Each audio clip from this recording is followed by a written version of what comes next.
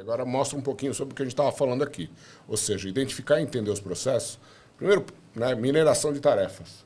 As pessoas executam tarefas nos seus notebooks, nos seus desktops, né, o dia todo.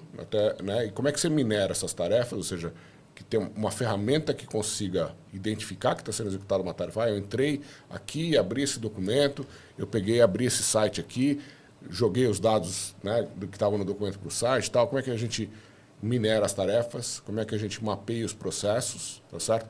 Depois a gente faz a gestão do processo, já colabora com as pessoas que estão executando o processo para que elas possam dar o feedback. Ó, esse processo que você mapeou tá ok, ou aqui a gente passou a executar, mudou aqui, não é mais assim e tal. Então, ter o feedback, a colaboração, gestão das variações que você mencionou aí, sobre a questão de né, a variação do processo mesmo, ele pode ser executado de versões maneiras. Diferentes. Né? Formulários, né, ou seja, como é que a gente tem o controle dos formulários preenchidos, né, que vão participar do processo. Os aplicativos móveis, você poder trazer isso para dentro, né, do nosso dispositivo móvel aqui, no dia a dia. Muitas vezes a gente está aqui, trabalhando, né, em campo, no celular, né, qualquer hora. Automação do fluxo de trabalho, né? O RPA, que é automação robótica de processos, Robotic Process Automation, que é a automação daquele trabalho repetitivo que se faz na estação de trabalho. Muita gente pensa em automação de processos. Hoje em dia, RPA é a palavra da moda, né, Felipe? É a bala de prata. Né? Acho que tem que tomar cuidado. Falando disso. Então, tem que tomar cuidado com isso, porque o RPA não é a panaceia, não é a solução de todos os problemas. A gente tem que ver como é que a gente interage a automação robótica, que é aquilo que a gente automatiza, né, substituindo o trabalho de uma pessoa, um trabalho repetitivo todo dia naquela estação de trabalho, que é individual, né? Integrando com fluxos de trabalho que vão permear várias pessoas, documentos, sistemas. Várias áreas de negócio. Exato. Como é que a gente roteia isso através de fluxos de trabalho?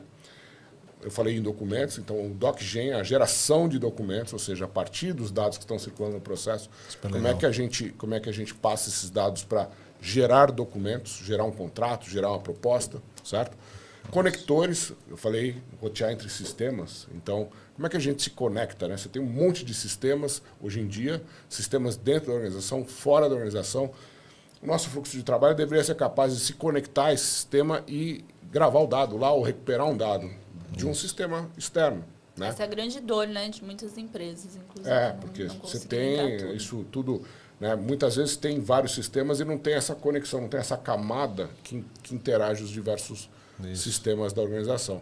Assinatura digital, né, Felipe? Também, muito importante. Né? Faz totalmente sentido ter, hoje em dia, ainda mais hoje em dia, a gente tem várias opções aí de plataformas de assinatura digital e não podia ficar de fora. Né? Tá. E a parte final, que é a parte de analytics, tá, pessoal? Então, ou seja, como é que a gente analisa os dados, não só os dados em relação a, por exemplo, quantas vezes um processo é executado, quantas vezes um fluxo de trabalho é executado, quem que executa mais. Quanto tempo levou em cada ação dentro do fluxo. Né? Mas também a capacidade de você poder extrair dados que estão circulando no processo. Tá? Ou seja, você capturou lá no formulário o valor da proposta, né, o cliente final. São dados que você está capturando e que você também pode utilizar para fazer análise, até para calcular o ROI. Exatamente, né? Perfeito.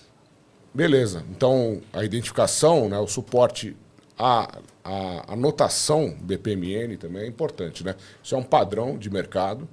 Então, como é que você consegue suportar esse padrão de mercado dentro de uma ferramenta colaborativa, né? Não de uma ferramenta de uso individual. Né? Tem muita ferramenta que faz o desenho do processo lá, mas você salva lá o arquivo e pronto. Fica na cabeça de quem fez. Fica lá e beleza. Você pega lá o documento, imprime, sei lá, faz o quê com aquilo lá. Né? Então, como é que você importa imagens, aprimoramento para a parte de visão computacional também, para você minerar as tarefas, né? OCR para leitura de documentos e tal. Tá? E, do outro lado, né, a parte de otimização, as decisões baseadas em inteligência artificial, né? Sugerir essas transformações, recomendar boas práticas e fazer simulações. Tá?